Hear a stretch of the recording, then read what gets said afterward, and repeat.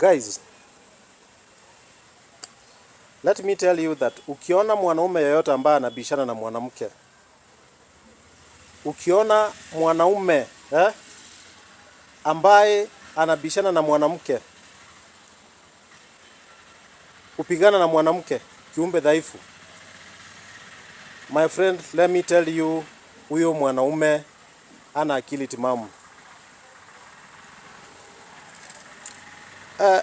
Nimekuja kujua kwamba hawa Wameru, hawa ndugu zetu Wameru, wanaume wa Meru mko na kasumba mbaya sana. Mko na kasumba ambayo inasema kwamba kwa mawazo yenu huwa mnaona kwamba mwanamke hawezi inuka na waongoze. Na hayo ni mawazo mabaya sana. Hayo ni mawazo ya kitoto na mawazo ya ujinga. Unaona sasa vile mmehangaisha huyu mwanamke ambaye anaitwa Kawira Mwangaza. Mmemuhangaisha.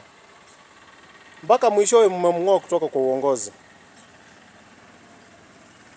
Watu wa Meru, walai bilai mmetuaibisha sana.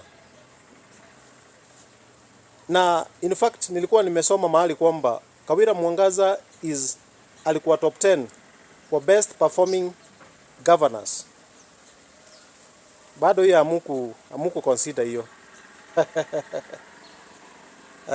Hope sasa you guys are happy. You can celebrate. Very useless.